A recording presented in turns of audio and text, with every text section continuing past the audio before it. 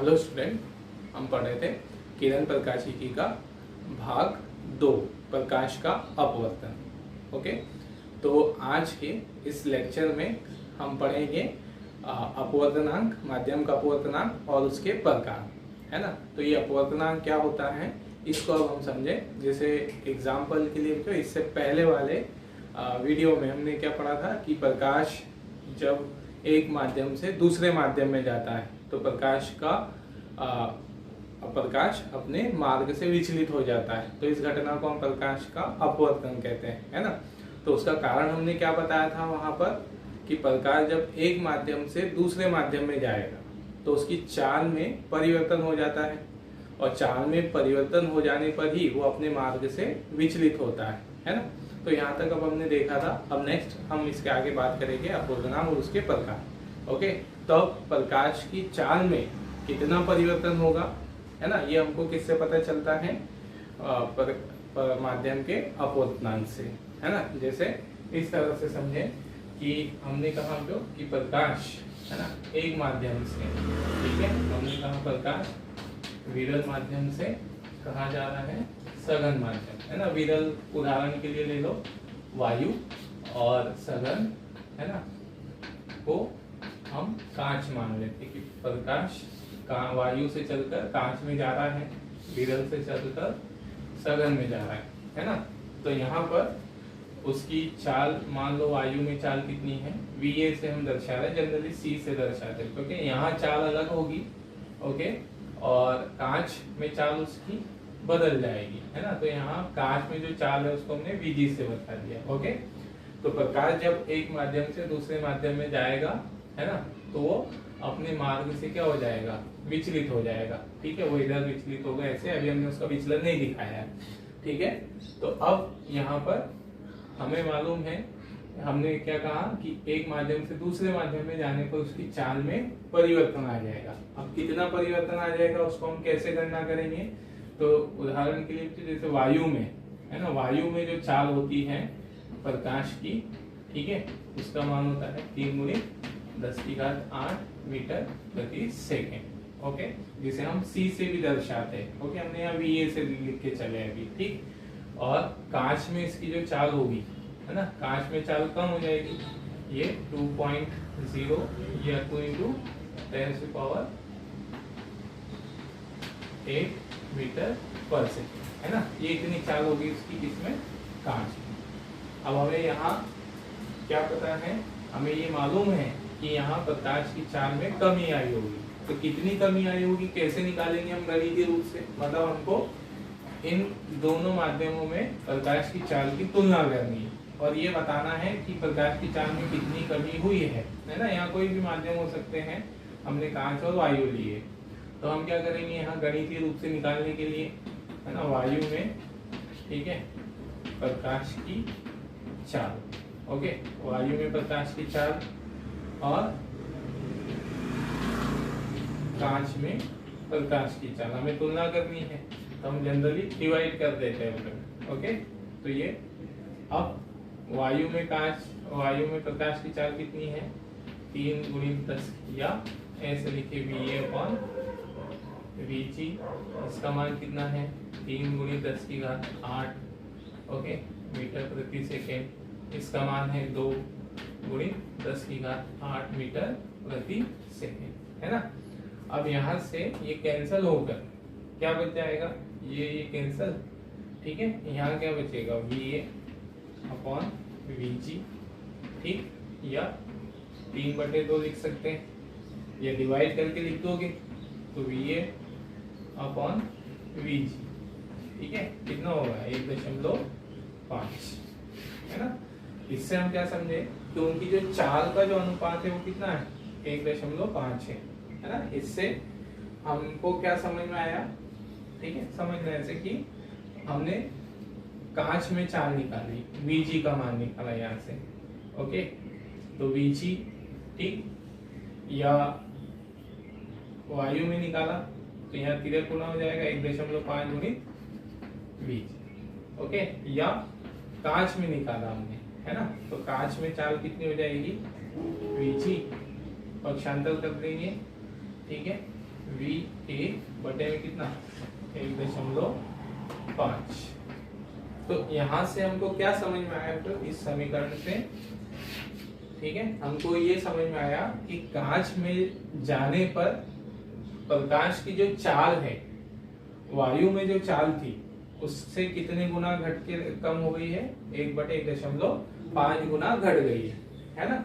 मतलब हमको यहाँ पर ज्ञात हो गया, हमको समझ में आ गया कि प्रकाश की चाल में कितना कमी हुई है ना।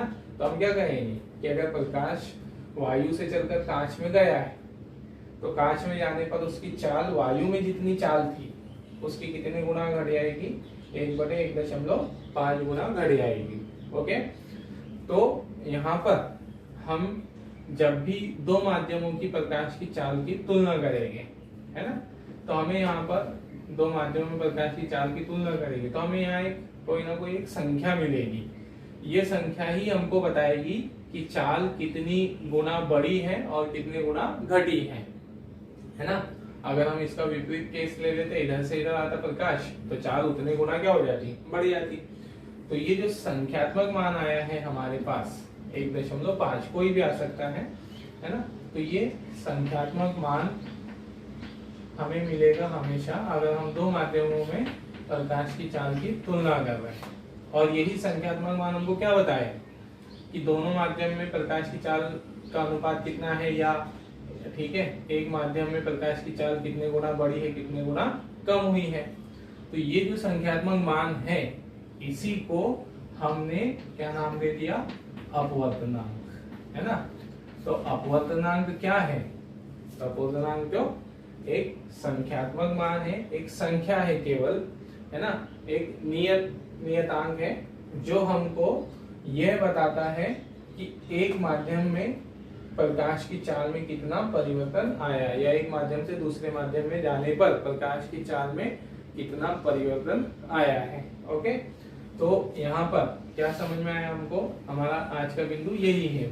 अपवर्तनांक किसे बोलते हैं, माध्यम का, और इसके कितने प्रकार है, इसके कितने तरीके से हम गणना कर सकते हैं। ओके, तो यहाँ पर है ना, अभी हमने क्या केस लिया है यहाँ कि प्रकाश कहाँ से चलकर गया है, वायु से चलकर, है ना, कांच में गया है। ओके, या वायु है निर्वात से चलकर कांच, कोई भी दूसरा माध्यम हो सकता है, ठीक है। तो इस केस में हमें एक दोनों की चाल का अनुपात निकालने के बाद एक संख्या मिली है, जो संख्या हमको ये बता रही है कि प्रकाश की चाल कितने गुना घटी और बढ़ी है।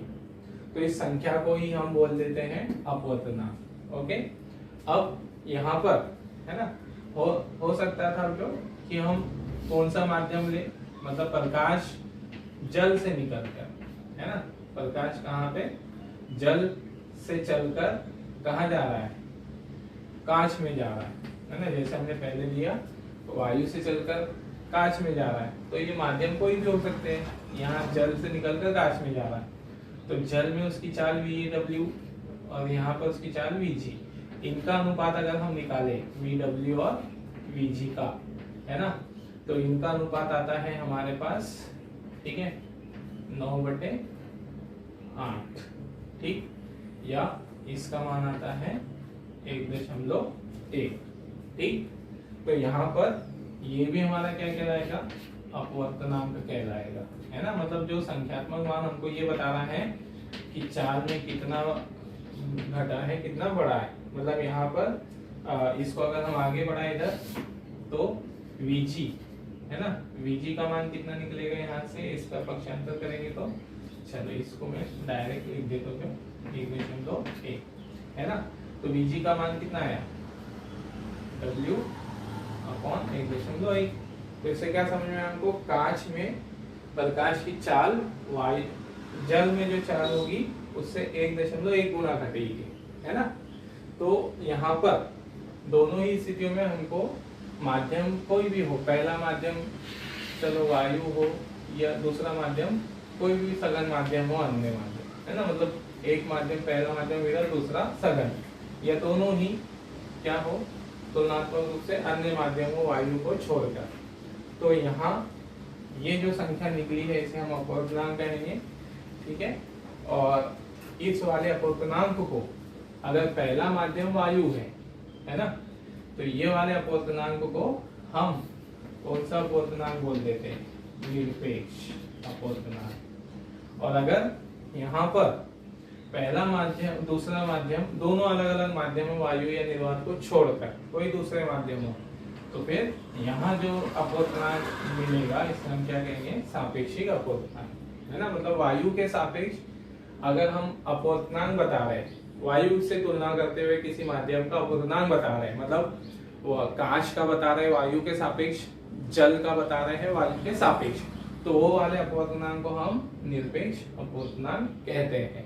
ओके, और ठीक है, अगर दो माध्यमों के इसकी तुलना कर रहे हैं अपवर्तनांक की, तो उसे हम बोलते हैं सापेक्षिक अपवर्तनांक, है ना। तो ये था अपवर्तनांक का अर्थ कि अपवर्तनांक क्या है? अपवर्तनांक एक संख्यात्मक मान है जो हमें यह बताता है कि एक माध्यम से दूसरे माध्यम में जाने पर प्रकाश की चाल में कितने गुना वृद्धि और कितने गुना कमी होती है। ओके, तो अपवर्तनांक हम दो स्थितियों में निकाल सकते हैं। तो पहला माध्यम वायु निकालकर वायु के सापेक्ष निकाल सकते हैं किसी दूसरे माध्यम का, तो उसे हम निरपेक्ष अपवर्तनांक कह देंगे, है ना। और दूसरा कि यहाँ वायु के ना होते हुए कोई दोनों अलग ही माध्यम हो, दोनों ही माध्यम भिन्न भिन्न हो, तो हम उसे सापेक्षिक अपवर्तनांक कहते हैं, है ना। तो अपवर्तनांक समझ में आया क्या है? अपवर्तनांक एक संख्यात्मक मान है, एक नियतांक है, और इसकी कोई विमा या उसके कोई मात्रक नहीं होता है, क्योंकि है ना कैसा है ये? प्योर अनुपात है, जो है ना प्योर निष्पत्ति है, मतलब ऊपर वाला मात्रक नीचे वाला मात्रक कैंसिल हो जाएगा, चाल का अनुपात है, तो कोई मात्रक नहीं होगा, है ना। तो ये विमाहीन राशि है, ठीक है, इसका कोई मात्रक नहीं है, केवल संख्यात्मक मान है। ओके, तो ये हुआ उसका मतलब। गणना कैसे की जाती है, सूत्र कैसे बनता है ना। तो कैसे बनाया हमने, कैसे निकाला? हम यहाँ पर, ठीक है, अपवर्तनांक निकाल रहे थे किसका? जैसे हमने निकाला वायु में प्रकाश की चाल को, डिवाइड किया हमने कांच में प्रकाश की चाल का, तो हमारे पास संख्यात्मक मान कितना आया? 1.5। तो ये अपवर्तनांक किसका है? ये जो अपवर्तनांक है वो किसका अपवर्तनांक कहलाएगा? कांच का, है ना। कांच का अपवर्तनांक किसके सापेक्ष? तो प्रकाश कहां से चलकर आया था? वायु, तो वायु के सापेक्ष, मतलब अपवर्तनांक किसका बताया जाता है? हमेशा याद रखिए अपवर्तनांक किसका बताया जाएगा, ठीक है, जिस माध्यम में प्रकाश प्रवेश कर रहा है ना, क्योंकि चाल बदलने वाला तो दूसरा माध्यम ही रहेगा, है ना, तो उसी का अपवर्तनांक बताया जाएगा। चाल बदलने वाला मतलब दूसरा माध्यम चाल बढ़ा भी सकता है और कम भी कर सकता है, और निर्भर करेगा माध्यम कौन सा है। तो इस तरह से हम क्या बोल सकते हैं यहाँ पर कि चाल बढ़ाने और कम करने वाला दूसरा माध्यम रहेगा। तो यहाँ पर इसमें इस स्थिति में अपवर्तनांक किसका बताया जाता है? दूसरे माध्यम। तो ये जो हमने मान निकाला 1.5, है ना, तो ये किसका अपवर्तनांक कहलाएगा? दूसरा माध्यम कौन है? कांच का अपवर्तनांक है किसके सापेक्ष? वायु के सापेक्ष। ओके, तो इसे ऐसे लिखा जाता है ना, ऐसे बोला जाता है, कांच का अपवर्तनांक वायु के सापेक्ष। हमेशा याद रखिए अपवर्तनांक किसका बताया जाएगा? दूसरे वाले माध्यम का जिसमें प्रकाश गया है। ओके, तो क्या लिखेंगे हम? ये 1.5 जो मान आया है इसे हम क्या लिखेंगे? वायु के सापेक्ष कांच का अपवर्तनांक, है ना। तो कैसे निकाला गया उसको? कैसे निकाला हमने? है ना, वायु में प्रकाश की चाल बटे कांच में प्रकाश की चाल, मतलब पहले माध्यम की चाल में दूसरे माध्यम की चाल का भाग, दूसरे माध्यम में जो चाल होगी, पहले माध्यम में प्रकाश की चाल में दूसरे माध्यम में जो प्रकाश की चाल होगी उससे भाग दे देंगे, है ना। तो ये हमारे पास अपवर्तनांक निकालने का तरीका हुआ, है ना। तो अपवर्तनांक का सूत्र कैसे बनेगा? पहले माध्यम में चाल बटे दूसरे में चाल, है ना। पहला वायु हो तो हम लिख देंगे वायु में प्रकाश की चाल बटे दूसरे माध्यम में प्रकाश की चाल। तो ऐसे अपवर्तनांक को हम क्या कहेंगे? निरपेक्ष अपवर्तनांक, है ना। और अगर दोनों ही माध्यम भिन्न भिन्न हो तो फिर हम उसे क्या कहेंगे? सापेक्षिक अपवर्तनांक। ओके, तो ये हुआ जो अपूर्णांक निकालने का तरीका है ना। यहाँ पर हमने वही बातें लिखी हुई है, ठीक है, उसकी परिभाषा लिखी है, ठीक है। तो हमने क्या कहा, अपूर्णांक क्या है, अपूर्णांक एक संख्यात्मक मान है जो बताता है कि प्रकाश की चाल कितनी कमी या वृद्धि होगी, है ना। दो तरीके से हम गणना कर सकते हैं, निरपेक्ष और सापेक्षिक रूप से। तो निरपेक्ष अपूर्णांक बोल दिया और सापेक्षिक अपूर्णांक कह दिया हमने उसी प्रकार। निरपेक्ष कब, निरपेक्ष अपूर्णांक कब कहा जाएगा, जब प्रकाश कहाँ से जा रहा हो, है ना, वायु से चलकर किसी अन्य माध्यम में जा रहा हो, वायु या निर्वात से चलकर, ओके, अन्य माध्यम में जा रहा हो, तो फिर उसे हम, यहाँ जो अपूर्णांक निकलेगा उसे हम कौन सा अपूर्णांक कहेंगे, निरपेक्ष अपूर्णांक, ओके। और कैसे निकालना है वो तो हमको तरीका मालूम है, पहले माध्यम में चाल बटे दूसरे माध्यम में चाल। तो क्या परिभाषा बन जाएगी निरपेक्ष अपूर्णांक की, वायु या निर्वात में प्रकाश की चाल तथा अन्य माध्यम में प्रकाश की चाल का अनुपात क्या कहलाता है, निरपेक्ष अपूर्णांक कहलाता है ना। ये वही परिभाषा लिखी है मुझे, ओके। और फिर इसे किससे दर्शाते हैं, है ना, इसे दर्शाते तो म्यू से दर्शाते हैं, ओके, या एन से भी दर्शाया जाता है ना, संख्या नंबर ऐसे। तो है ना, अलग अलग किताब में, अलग अलग बुक में कहीं पर हमें म्यू से भी दर्शाया मिल सकता है और एन से भी, है ना। तो उसमें कंफ्यूज होने की जरूरत नहीं है, ठीक है। ये तो हमें चिन्ह उपयोग करना है अपूर्णांक को दर्शाने के लिए, तो हम म्यू से भी दर्शा सकते हैं, एन से भी दर्शा सकते हैं, ओके। तो यहाँ पर है ना, निरपेक्ष अपूर्णांक हम दर्शाते हैं म्यू से।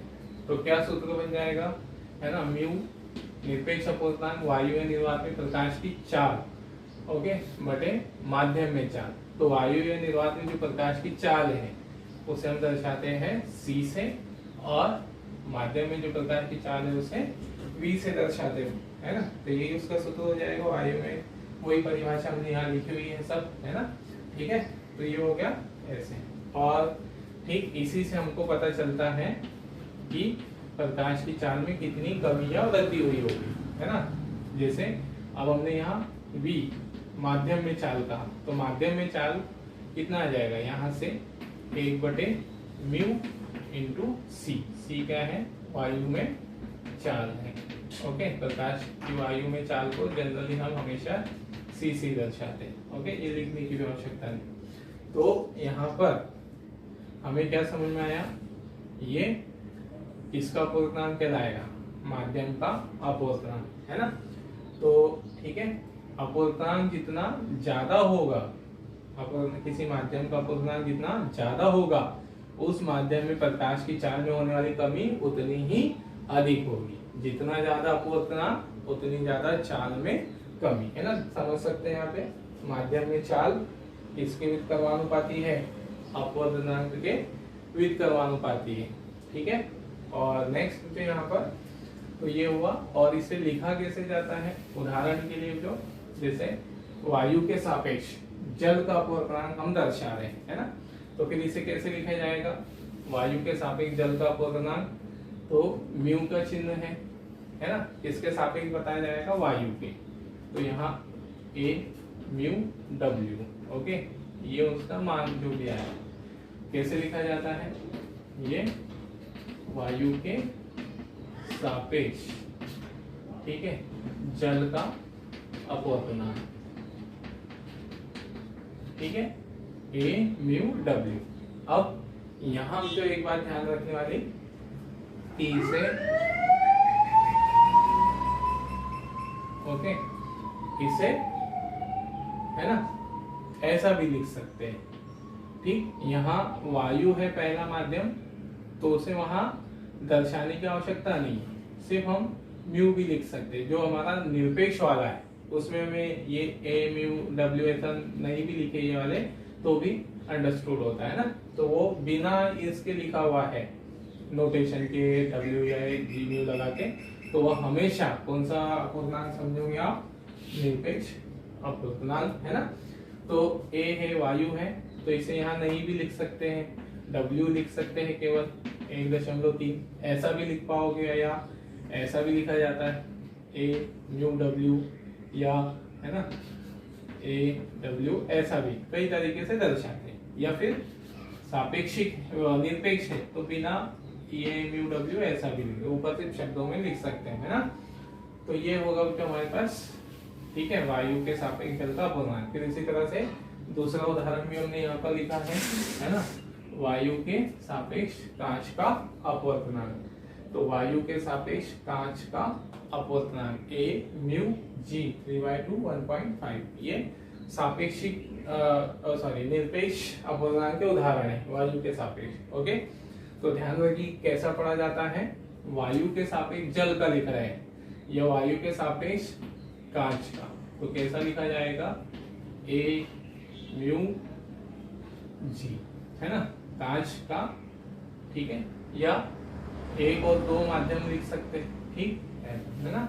तो ये होगा। अब दूसरा सापेक्षिक अपवर्तनांक, सापेक्षिक अपवर्तनांक कब कहेंगे हम, ठीक है, तो सापेक्षिक अपवर्तनांक कौन सी स्थिति में, जब यहाँ दोनों माध्यम अलग अलग हो, माध्यम 1 है ना, माध्यम 2, तो माध्यम दोनों ही माध्यम अलग अलग हो, वायु निर्वात नहीं हो उसमें, तो फिर हम इसे क्या बोलते हैं, सापेक्षिक अपवर्तनांक बोलते हैं।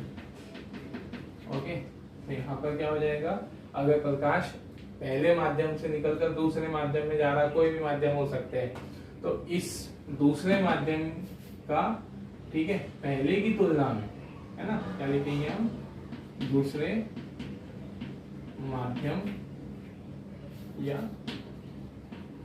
पहले माध्यम, ओके, के सापेक्ष, या माध्यम 1 2 लिखा है तो माध्यम 1 के सापेक्ष माध्यम 2 का अपवर्तनांक, माध्यम 1 के सापेक्ष माध्यम अपवर्तनांक। ओके, तो इसको कैसे लिखा जाएगा, 1 म्यू 2, और निकाला कैसे जाएगा, तो हमें मालूम है दोनों माध्यमों में चाल कर डिवाइड कर दे, तो जिस माध्यम में प्रकाश जाता है ना, जिस माध्यम में प्रकाश जाता है उस माध्यम की चाल से डिवाइड कर देते हैं जहां से प्रकाश आ रहा है, मतलब जहां से चलकर जा रहा है उसमें डिवाइड करेंगे जिसमें चलकर जा रहा हो, है ना। तो क्या हो जाएगा, VA और V2, मतलब पहले माध्यम में 4 बटे दूसरे माध्यम में 4। तो ये हुआ क्या निकालने का तरीका, सापेक्षिक अपवर्तनांक, है ना, मतलब ठीक है, लगभग सब एक ही है, बस उसको दर्शाने का तरीका अलग अलग है, इसलिए हमने उसको सेपरेटली पढ़ा। तो सापेक्षिक अपवर्तनांक कब कहा जाता है, जब एक माध्यम का दूसरे माध्यम की तुलना में बताया जाएगा, तो हम उसे सापेक्षिक बोलते हैं। और मुख्य सूत्र तो वही है, पहले माध्यम में चाल, मतलब माध्यमों में चाल का जो अनुपात है वैसे, तो पहले माध्यम में प्रकाश की चाल बटे दूसरे माध्यम में प्रकाश की चाल का अनुपात सापेक्षिक अपवर्तनांक कहलाएगा। किसका सापेक्षिक अपवर्तनांक, दूसरे माध्यम का पहले माध्यम के सापेक्ष। और कैसे निकाला जाएगा, 1 mu 2 V1 bye V2।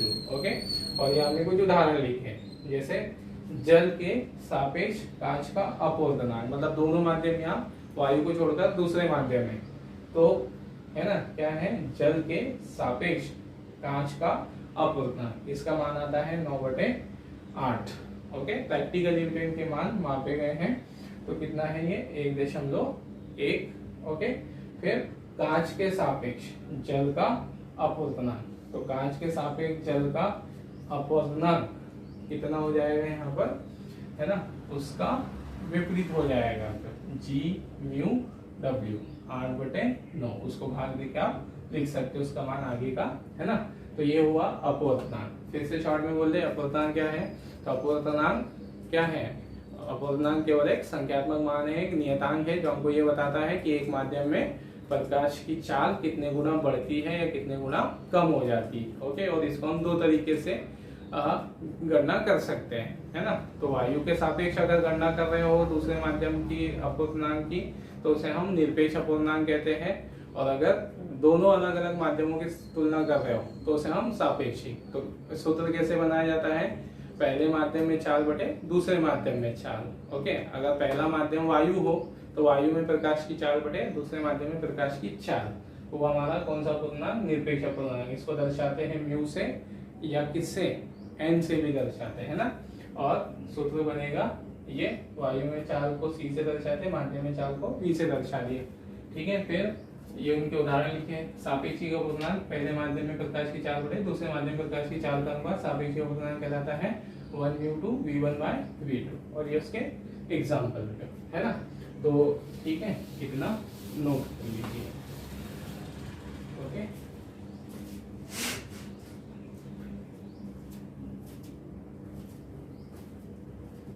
Okay, तो हम देखते हैं अपवर्त गुणांक को प्रभावित करने वाले कारक, है ना। तो नेक्स्ट, उससे पहले एक चीज समझना जो यहाँ पर कुछ परिभाषाएं जो हम इसमें उपयोग करेंगे, जैसे तरंग दैर्घ्य, है ना। तरंग दैर्घ्य क्या होता है, ये सब हमने 11वीं कक्षा में पढ़ा है वैसे भी। तो यहाँ पर जो प्रकाश है वो किसके रूप में चलता है ना। प्रकाश तरंगों के रूप में चलता है। तो प्रकाश तरंग, ठीक है, एक चक्र में जो क्या करती है, दूरी तय करती है, ठीक है। जैसे प्रकाश तरंग का एक चक्र है ना। तो एक चक्र पूरा करने में, ठीक है, एक चक्र में चली गई दूरी प्रकाश तरंग द्वारा, या एक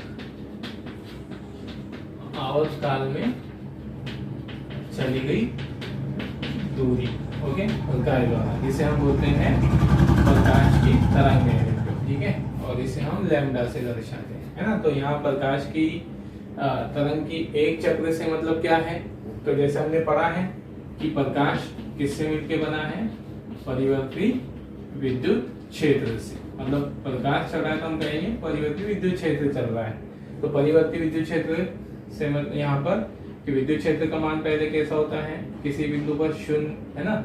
फिर क्या हो जाता है, अधिकतम, ओके, और अधिकतम से फिर वापस क्या हो जाना, 0 हो जाना। फिर विपरीत दिशा में विद्युत क्षेत्र अधिकतम हो जाना, फिर वापस 0 हो जाना। तो इसको हम प्रकाश तरंग का एक चक्र बोलते हैं। तो प्रकाश के चलने में विद्युत क्षेत्र के मान में 0 से लेकर अधिकतम होकर फिर 0 हो जाना, फिर दूसरी दिशा में विद्युत क्षेत्र का 0 से लेकर अधिकतम होकर 0 हो जाना, इसको हम उसका एक चक्र बोलते हैं। और एक चक्र में जो समय लेगा उसे हम आवर्त काल बोलते हैं। तो एक चक्र में प्रकाश तरंग द्वारा चली गई दूरी, उसे हम क्या कहेंगे, उसकी तरंग दैर्घ्य कहेंगे, है ना। और इसे हम किससे दर्शाते हैं, लैम्डा से। तो जो दृश्य प्रकाश है ना, दृश्य प्रकाश, ठीक है, इसकी तरंग दैर्घ्य, है ना, दृश्य प्रकाश की जो तरंग दैर्घ्य है, इसकी रेंज कहां से कहां होती है, 4000 एंगस्ट्रॉम से 8000 एंगस्ट्रॉम तक, है ना। ऐसे मतलब ये सारे पॉइंट, अभी इस पर कंफ्यूज नहीं होना है ज्यादा कि एकदम से कहां से आ गए ये बिंदु। तो इस पर हम एक पूरा चैप्टर हमारा बेस्ड है विद्युत चुंबकीय तरंगे, तो हम वहां ज्यादा डिटेल में पढ़ेंगे तरंग दैर्घ्य कहाँ कहाँ कैसे होती है ना। तो अभी सिर्फ इसमें हम वो शब्द उपयोग करने वाले हैं, इसलिए हमने उसको शॉर्ट में समझा, है ना। तो दृश्य प्रकाश की जो तरंग दैर्घ्य होती है, ओके, तरंग दैर्घ्य प्लस इतना होता है, ठीक है। तो यहाँ पर जो दृश्य प्रकाश के मुख्य रंग है, दृश्य प्रकाश के मुख्य रंग कौन से है, ठीक है, ये यानी हपी नाला, इससे हम उसको याद रखते हैं, ओके, या ऐसे याद रख लीजिए, ओके, विथ डुअल्स, ठीक है। तो ये उसके मुख्य क्या है, कलर होते हैं, रंग होते हैं दृश्य प्रकाश के। तो ये जो उसके रंगों की, है ना, जो सीरीज है, ठीक है, ये जो उसकी श्रृंखला है ना, ये किस आधार पे बताई गई है, ये बताई गई है तरंग दैर्घ्य के आधार पर बढ़ते हुए क्रम में। मतलब जो बैगनी रंग है, बैगनी रंग, इसकी तरंग दैर्घ्य कहाँ से स्टार्ट होती है, 4000 एंगस्ट्रॉम। मतलब बैगनी रंग वाली जो तरंग दैर्घ्य है ना, बैगनी रंग वाली जो तरंग है, उसकी तरंग दैर्घ्य कितनी, 4000। और इसी तरह इनके मान बीच में होंगे। फिर जो रेड कलर है, इसकी तरंग दैर्घ्य, मतलब लाल रंग की तरंग दैर्घ्य, तरंग की तरंग दैर्घ्य कितनी होती है, 8000 एंगस्ट्रॉम, है ना। तो यहाँ पर ये सब हम समझेंगे उसमें चैप्टर में विद्युत चुंबकीय तरंगों में। बस यहाँ अभी इतनी चीज फोकस कीजिए, तरंग दैर्घ्य किसे बोलते हैं और जो हमारे दृश्य प्रकाश है, तो दृश्य प्रकाश में ठीक है तरंग दैर्ध्य ठीक सबसे कम किसकी है, बैंगनी रंग की, फिर बढ़ते हुए क्रम में है सबसे अधिक तरंग दैर्ध्य किसकी है, कौन से प्रकाश की है, लाल रंग की, इतनी है 8000 है ना। ओके ठीक, तो नेक्स्ट अब हम देख रहे थे अपने यहाँ पर है ना अपवर्तनांक को प्रभावित करने वाले कारक।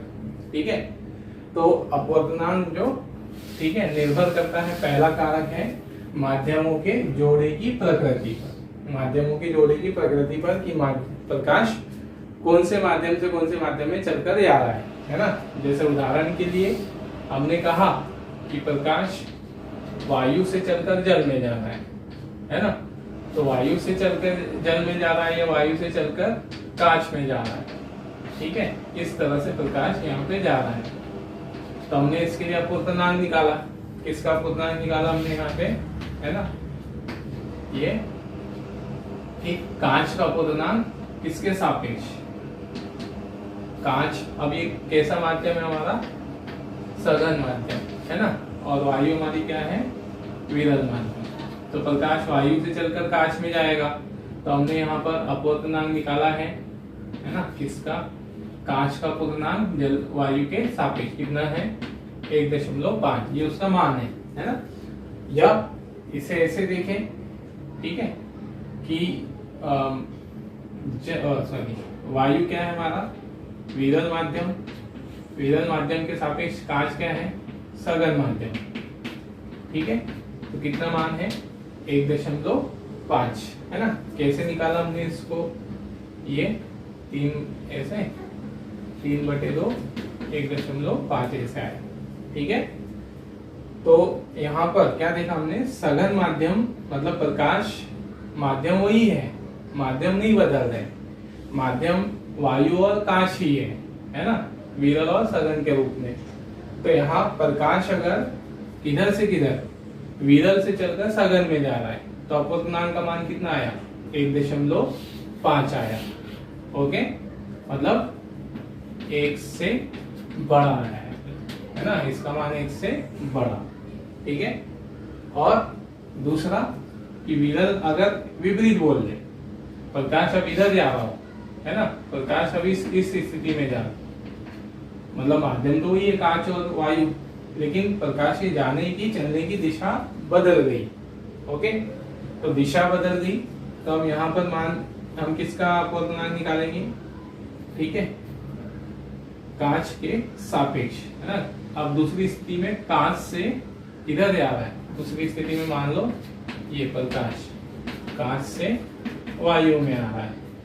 ओके, तो यहाँ इनका अनुपात अगर हम निकालते हैं, ओके, तो कितना आएगा, G/μ(a) का वायु का कांच के सापेक्ष कितना आएगा, 2/3 है ना, 2/3, इसको भाग देंगे कितना आया, 0.66। ठीक है, मतलब 1 से कम आया, मतलब माध्यम ठीक है वही है। ठीक है, माध्यम वही है, कांच और वायु है, लेकिन दोनों स्थितियों में अपवर्तनांक कैसा है, भिन्न भिन्न है। मतलब वायु से कांच में जा रहा था, विरल से सघन में जाएगा, तो अपवर्तनांक 1 से बड़ा आएगा। ओके, और अगर वही माध्यम में सघन से विरल में आ रहा है, कांच से वायु में आ रहा है, तो अपवर्तनांक 1 से कम हो जाएगा। मतलब अपवर्तनांक का मान किस पे भी निर्भर करता है, माध्यमों के जोड़े की प्रकृति पर। जोड़े से मतलब कांच सघन से विरल में जा रहा है या विरल से सघन में जा रहा है, इस बात पे भी निर्भर करता है ना। तो ये है तुम्हारे पास उसका मतलब। ठीक है, तो 1 से बड़ा और 1 से छोटा होने का मतलब क्या हुआ, ठीक है, जैसे हमने कहा कि प्रकाश है ना, ये A/μg कितना है, 1.5 है, तो A/μg को हम क्या लिख सकते हैं, प्रकाश वायु में 4 कांच में 4, 1.5। तो कांच में जो हम 4 निकालेंगे तो कितनी आएगी, ये 1/5। तो अगर मान लो तो ये 1 से अधिक नहीं होता है ना, सघन माध्यम का विरल माध्यम के सापेक्ष अपवर्तनांक 1 से अधिक नहीं होता, मान लो ये 1 होता, तो 1 होता तो क्या होता, यहाँ 1 अगर हम लिखते तो इसका अर्थ क्या होता, जो चाल कांच में है वही चाल किस में, वायु में, जो कि ऐसा पॉसिबल नहीं। तो 1 से अधिक ही मिलेगा। सघन माध्यम में चाल हमेशा 1 से अधिक ही मिलेगी, क्योंकि सघन माध्यम में चाल हमेशा क्या होती है ना, सघन माध्यम का पूर्णांक हमेशा 1 से ज्यादा ही रहेगा, क्योंकि सघन माध्यम में चाल हमेशा घटेगी, तो घटेगी इसलिए ये नीचे वाला नंबर अधिक हो ही जाएगा, तो यह मिलेगा हमें, है ना। तो ये उसके बड़े होने और छोटे होने का मतलब है। तो क्या नोट किया हमने यहाँ पर कि प्रकाश जो अपूर्णांक है किस पे निर्भर करता है, माध्यमों की प्रकृति पर, है ना। और माध्यम विरल और सघन माध्यम, तो विरल के सापेक्ष सघन का 1.5, मतलब ऐसे याद रख लो, सघन का 1 से अधिक, ओके। तो सघन का 1 से अधिक रहेगा और विरल का 1 से कम रहेगा, है ना। तो ये पहला, ठीक है, उसको प्रभावित करने वाला कारक, ठीक है, यहाँ हमने लिखा है वहां पे, और उसका एग्जाम्पल भी दिया, वायु के सापेक्ष कांच का पूर्णांक 1.5 और कांच के सापेक्ष वायु का पूर्णांक 0.6, है ना।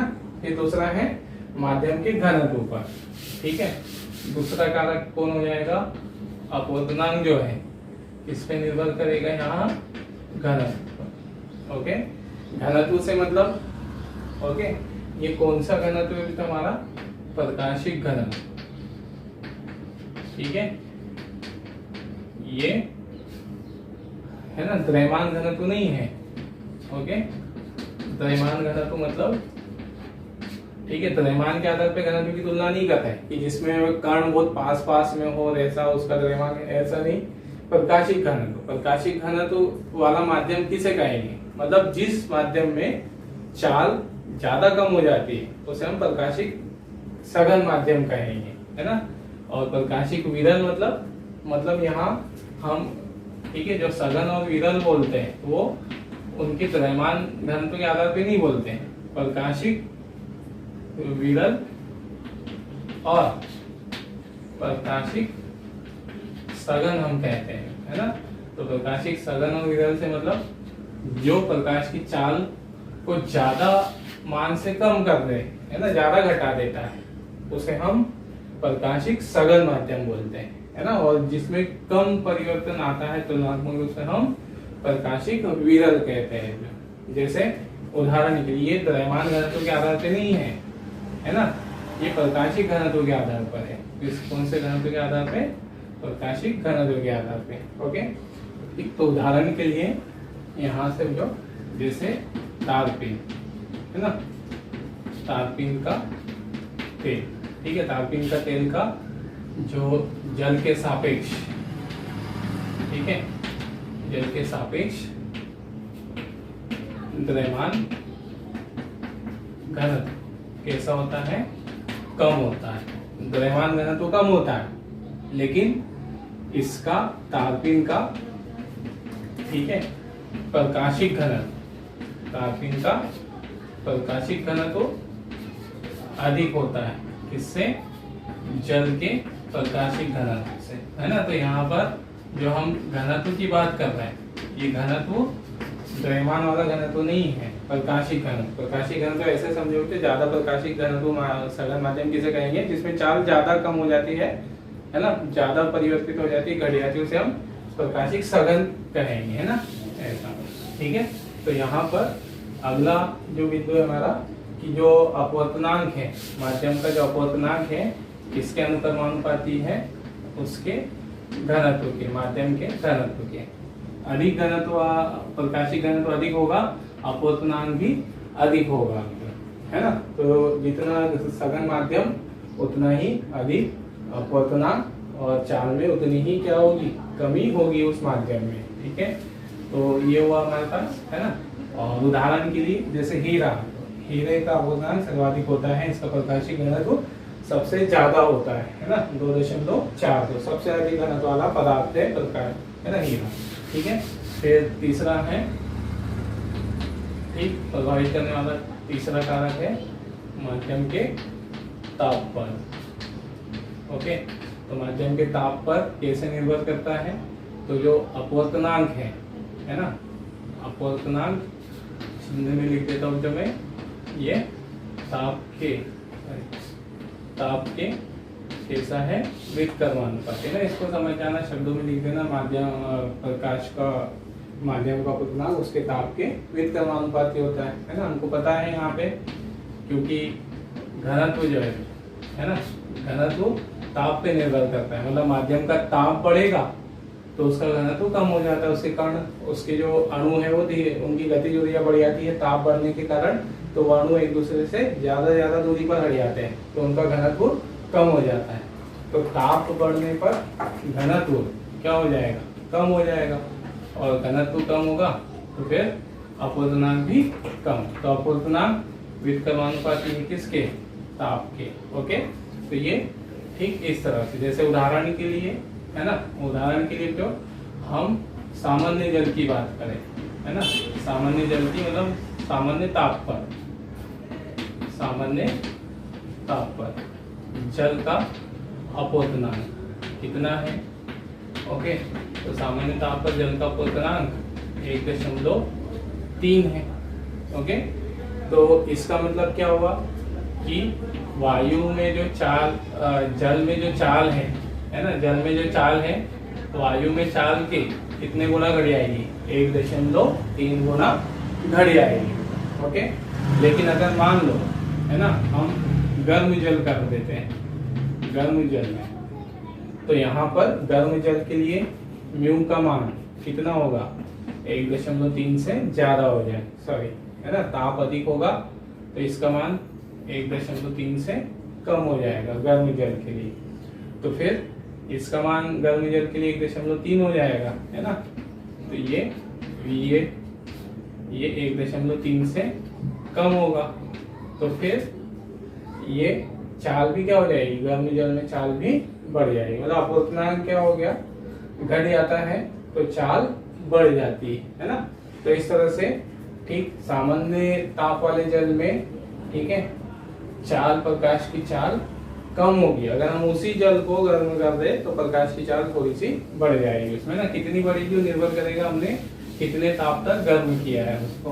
ओके, तो ये है क्यों ठीक, उसको प्रभावित करने वाले कारक। ठीक है, अगला है चौथा बिंदु, ठीक है,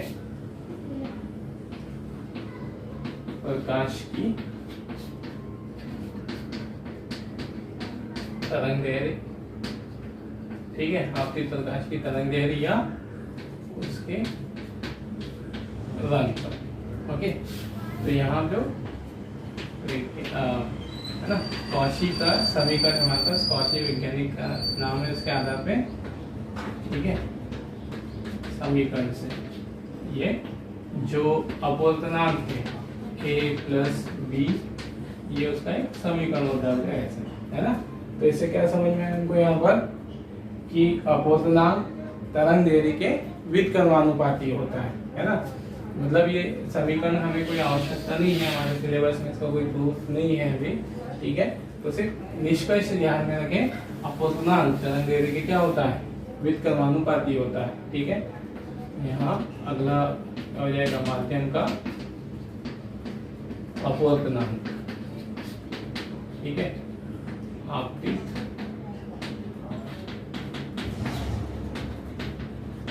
प्रकाश की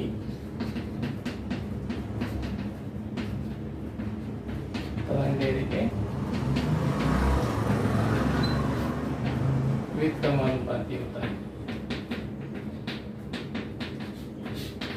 ठीक है, व्युत्क्रमानुपाती होता है मतलब यहाँ हम ऐसे लिखते हैं म्यू व्युत्क्रमानुपाती लैम्डा।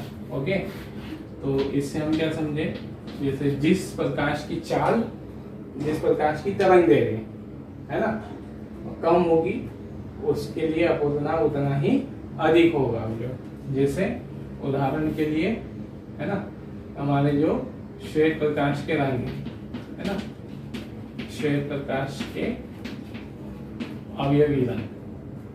ठीक है, तो उसके अवयवी रंग कौन से हैं, ये है ना, ये वही वेग यानी अभिनावा से भी याद रख सकते हो। तो यहाँ सिर्फ निष्कर्ष हम देख रहे हो, ये जो बैगनी रंग है ना, वायलेट कलर, वायलेट अभी हमने इससे पहले समझा कि ये किस आधार पे सीक्वेंस है उसकी तरंग दैर्ध्य के बढ़ते हुए क्रम में। तो यहाँ बैंगनी रंग की तरंग दैर्ध्य क्या है, कम है, किससे, ठीक है, लाल रंग की तरंग दैर्ध्य से। बैंगनी रंग की तरंग दैर्ध्य कम है किससे, लाल रंग की तरंग दैर्ध्य से। तो बैंगनी रंग के लिए तरंग दैर्ध्य कम, अपवर्तनांक क्या, अधिक, है ना। तो यहाँ पर म्यू किसके लिए, बैंगनी रंग के लिए अपवर्तनांक अधिक होगा किससे, लाल रंग के लिए अपवर्तनांक से, है ना। मतलब प्रकाश, ठीक है, एक ही माध्यम में ठीक अलग अलग वर्ण वाले प्रकाश तरंगे क्या करती है, प्रवेश करती है ना। यह प्रकाश केंद्र, जैसे हमने कहा तो ये कांच है ना। तो कांच में, ठीक है, अलग अलग रंग की, जैसे बैंगनी रंग की प्रकाश आपतित हो रहा है, ठीक है। फिर बीच के बहुत सारा सभी कलर मान लो, यहाँ लाल रंग का प्रकाश आपतित हो रहा है। तो इधर कांच में आने पर क्या होगा, चाल कम होगी, है ना। मतलब अपवर्तनांक सबके लिए सेम नहीं होगा, भले ही जो है ना माध्यम सेम है।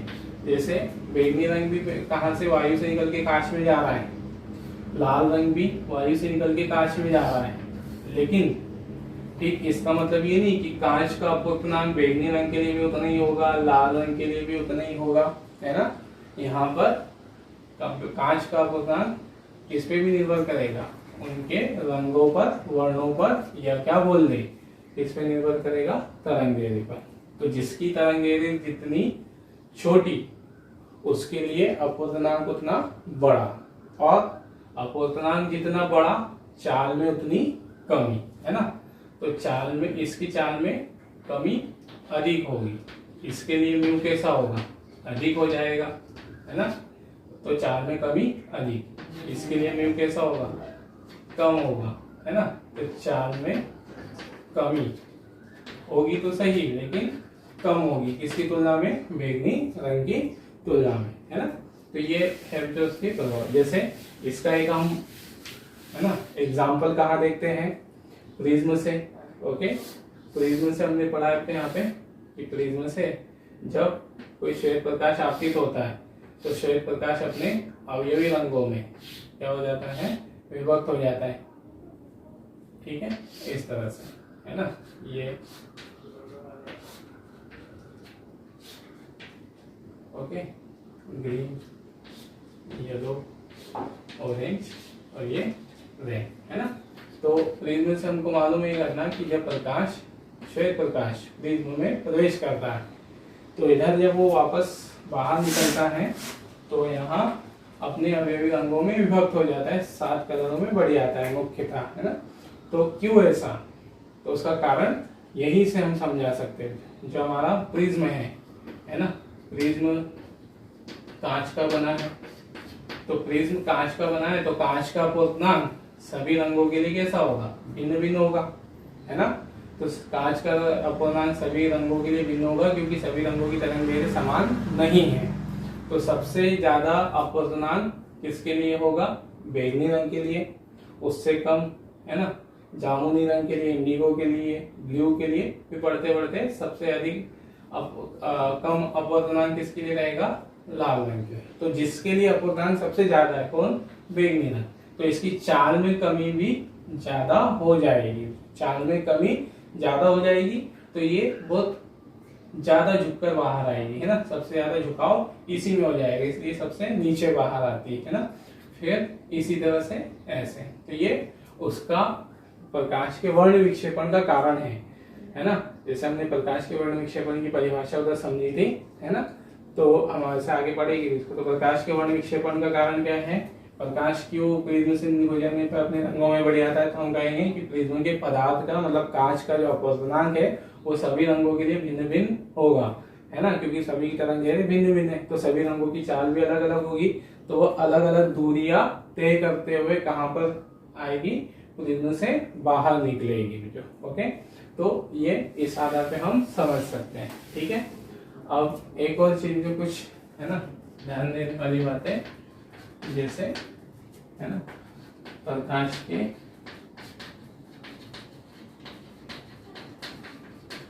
अपवर्तन में, ठीक है, प्रकाश के अपवर्तन में प्रकाश की चाल एवं तरंगदैर्घ्य में परिवर्तन होता है, किंतु, ठीक है, प्रकाश की आवृत्ति, ठीक है, ऐसी रहती है, अपरिवर्तित रहती है। ओके, इस बिंदु को याद भी रखिएगा आपका यहाँ पे। जैसे इसमें हमारा एक ऑब्जेक्टिव बन जाता है ना, कि प्रकाश अपवर्तन में, है ना, प्रकाश के अपवर्तन में कौन सी राशि में परिवर्तन नहीं होता प्रकाश की, तो हम, है ना, 3 राशियां हैं प्रकाश की संबंधित, चाल, है ना, दूसरा क्या है, तरंगदैर्घ्य, ओके, और तीसरी क्या है, आवृत्ति। ओके, तो यहाँ परिवर्तन किसमें हो जाएगा, चाल में होगा, तरंगदैर्घ्य में होगा, लेकिन आवृत्ति में परिवर्तन नहीं होगा, है ना। अब ये प्रकाश की आवृत्ति क्या होगी, कितनी होगी, यह वो, ठीक है, विद्युत चुंबकीय वाले चैप्टर में पढ़ेंगे, तरंग वाले, है ना। बस यहाँ पर ध्यान रखने वाली बात यह है कि प्रकाश की आवृत्ति नहीं बदलती। क्यों नहीं बदलती, इसको गणितीय रूप से समझे। जैसे आवृत्ति का समीकरण क्या होता है, आवृत्ति का समीकरण होता है प्रकाश की चाल बटे तरंगदैर्घ्य, है ना। तो हमें मालूम है कि यहाँ जब प्रकाश की चाल घटेगी, है ना, जैसे प्रकाश क्या होगा, जैसे मान लो हमने क्या कहा कि प्रकाश, ठीक है, वायु में चल रहा था और वायु में ही गया, तो वायु में प्रकाश ने इतनी तरंगदैर्घ्य चला, ओके। अब प्रकाश वायु से निकल के कहाँ गया, कांच में, है ना। तो कांच में क्या होगा, अब कांच में गया है तो कांच में जाने पर उसकी चाल में क्या हुई होगी, कमी हुई होगी। चाल में कमी, तो उसके द्वारा एक चक्र में चली गई दूरी भी क्या हो गई होगी, कम हो गई होगी।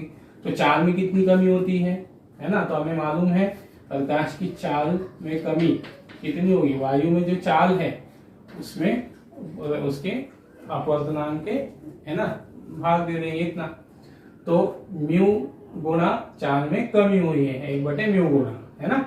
तो फिर चाल इतनी कम हो जाएगी, जैसे वो वायु से वायु में ही जा रहा था तो अधिक तरंगदैर्घ्य होगी उसकी, चाल ज्यादा होगी तो ज्यादा दूरी तय करेगा, ओके।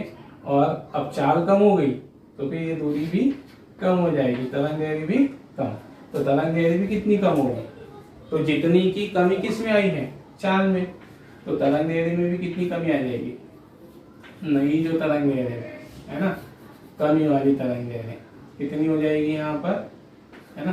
कांच में जो तरंगदैर्घ्य, कांच में तरंगदैर्घ्य वायु में तरंगदैर्घ्य के म्यू से, है ना, कम हो जाएगी। तो इस तरह से क्या समझ में आएगा, जितनी चाल में कमी उतनी ही तरंगदैर्घ्य में भी कमी, ओके। तो यहाँ पर अगर हमने कहा कि इसमें म्यू की कमी हुई है ना, नई आवृत्ति क्या होगी, ठीक है, ये पहली आवृत्ति वायु में बोल दो, ये कहा गई मान लो कांच में, तो कांच में म्यू की कमी हुई है ना, ये 1.5 से हुई होगी, तो तरंगदैर्घ्य भी म्यू से कम हो गई होगी, तो ये कैंसिल, क्या आ गया, c/λ, मतलब आवृत्ति में कोई परिवर्तन नहीं होगा, ओके। आवृत्ति कैसी बनी रहेगी, नियत बनी रहेगी, ठीक है। तो ये थे उससे रिलेटेड कुछ टर्म्स, है ना। अब एक और चीज, ठीक है, एक अतिरिक्त जो है ना, जैसे हमने प्रकाश का अपवर्तन पढ़ा है ना इससे पहले वाले लेक्चर, और अपवर्तन का कारण, ठीक है, अपवर्तन का कारण हमने क्या कहा था, प्रकाश के अपवर्तन का कारण प्रकाश की चाल में कमी होना, है ना। तो चाल में कमी होती है तो प्रकाश अपने मार्ग से मुड़ जाता है दूसरे माध्यम में, उसे को हम अपवर्तन कहते हैं। अब ये चाल में कमी क्यों होती है, है ना। ये हम समझे कि यहाँ ठीक है कि प्रकाश जब एक माध्यम से दूसरे माध्यम में जाएगा तो चाल क्यों कम हो जाएगी, है ना, क्या कारण होगा उसका। तो ऐसे समझे, जैसे हमने कहा जो कि प्रकाश ठीक है कहाँ से निकल कर जा रहा है, मान लो वायु से, ये वायु में चल रहा है ना, तो ये वायु है ठीक है। अब प्रकाश इधर कांच में प्रवेश कर रहा है। अब हमको यहाँ वायु और कांच की दोनों की विशेषता पता है। वायु में जो अणु होंगे, है ना, अणु बोल दे परमाणु बोल दे, वायु में जो अणु होंगे वो दूरी दूरी पर होंगे ठीक है, घनत्व इसका कैसा होगा, कम होगा। और कांच में जो अणु है वो कैसे होगी, पास पास होगी, बहुत सारे होंगे, हमने ऐसी दर्शाई ऐसे।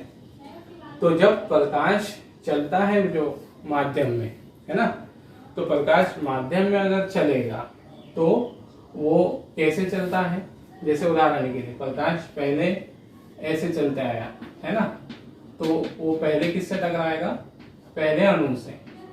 अब पहले अणु से टकराने के बाद वहां एक घटना होगी, काय की घटना होगी, ठीक है, प्रकाश के अवशोषण की और उत्सर्जन की, ठीक है। मतलब वहां पे प्रकाश ऊर्जा, वो जो अणु है ना, उस अणु के अंदर प्रकाश ऊर्जा को क्या कर लेगा, अवशोषित, फिर उसको क्या कर देगा, उत्सर्जित। तो पहले अवशोषित होगा प्रकाश, फिर उत्सर्जित होगा। तो अवशोषण और उत्सर्जन में थोड़ा सा वहां समय लग जाता है ना। फिर इसी तरह से यहाँ पर आएगा। तो वायु में कणों की संख्या बहुत कम होती है, बहुत दूरी दूरी पर होते हैं, नगण्य होते हैं, तो हम बोलेंगे प्रकाश में वायु की चाल में कोई प्रभाव नहीं पड़ता है। जैसे निर्वात और वायु हो तो निर्वात और वायु रहे तो उसमें लगभग चाल कैसी होगी, समान होगी, क्योंकि वायु और निर्वात में कणों की संख्या लगभग नगण्य, मतलब दूरी दूरी उनमें बहुत ज्यादा होती है ना। तो यहाँ अवशोषण उत्सर्जन की घटना बहुत कम होगी, है ना। लेकिन अब यहाँ पर ठीक है, जैसे ही प्रकाश इसमें प्रवेश करेगा, है ना, प्रकाश जैसे ही कांच में प्रवेश करेगा, ओके, तो कांच में प्रवेश करने पर क्या होगा कि पहला अणु, है ना, समझने के लिए, पहला अणु प्रकाश ऊर्जा को अवशोषित कर लेगा। अब ये अवशोषण कैसे होगा और उत्सर्जन कैसे होगा, है ना, ये हम अणु परमाणु वाला जो हमारा चैप्टर है वहां पर पढ़ेंगे, उत्सर्जन स्पेक्ट्रम और अवशोषण स्पेक्ट्रम में कि एग्जैक्टली वहां क्या होता है। अभी तो ऐसे समझ के चलो कि प्रकाश पहला अणु उसको अवशोषित कर लेगा उस ऊर्जा को, फिर उत्सर्जित करेगा। तो पहले से अवशोषित और उत्सर्जित की बात कहाँ पहुंचेगी, दूसरे पर, फिर दूसरा अवशोषित उत्सर्जित करेगा, फिर तीसरा अवशोषित, ऐसा। तो यहाँ अवशोषण और उत्सर्जन की क्रिया रिपीट हो रही, बहुत जल्दी, है ना, ज्यादा बार होने लगेगी, है ना, जल्दी जल्दी रिपीट होगी। तो ज्यादा बार होने लगेगी तो फिर प्रकाश के चलने में थोड़ा सा समय लगने लग जाएगा, है ना, उतनी दूरी आगे बढ़ने में उसको ज्यादा समय लग जाएगा। जैसे वायु में इतनी दूरी बढ़ने पे, है ना, वायु में कम अणु थे तो इतनी दूरी वो तीव्रता से चल जाएगा, है ना, वायु में उतनी ही दूरी, क्योंकि अणुओं की संख्या कम है तो उत्सर्जन अवशोषण कम कम हो रहा है, तो वो उतनी दूरी ज्यादा वेग से चल जाएगा, ज्यादा चाल से, है ना, जो कम समय में चल जाएगा। कम समय मतलब चाल ज्यादा, है ना। लेकिन कांच में अणुओं की संख्या ज्यादा, तो उत्सर्जन अवशोषण की क्रिया बार बार रिपीट होते रहेगी। तो फिर वहां पर क्या होगा, है ना, प्रकाश इतनी दूरी तय करने में ज्यादा समय ले लेगा, ज्यादा समय ले लेगा, मतलब समान दूरी तय करने में ज्यादा समय ले रहा है, तो हम बोलेंगे कि यहाँ चाल कैसी हो गई, कम हो गई। ओके, तो ये था प्रकाश की चाल कम होने का कारण कि एक माध्यम से दूसरे माध्यम में जाने पर चाल में कमी क्यों होती है। तो हम कहेंगे वो परमाणुओं की, है ना, पास पास होने के कारण, ठीक है, अवशोषण उत्सर्जन क्रिया में ज्यादा समय ले लेता है प्रकाश। ओके, तो ये सिर्फ समझने वाली बात फिर जो कि, है ना, अपवर्तन में अपवर्तन क्यों होता है, तो हम कहेंगे चाल में कमी होने के कारण। चाल में कमी क्यों होती है, तो सघन माध्यम में, ठीक है, उसके अवशोषण उत्सर्जन की क्रिया बढ़ जाएगी, तो इस कारण से वहां चाल उसकी कम होने लगती है। ओके, तो ये था हमारा प्रकाश का से संबंधित अपवर्तनांक और अपवर्तनांक के प्रकार और उसको प्रभावित करने वाले कारक। ठीक है, नोट कर लीजिए इसे।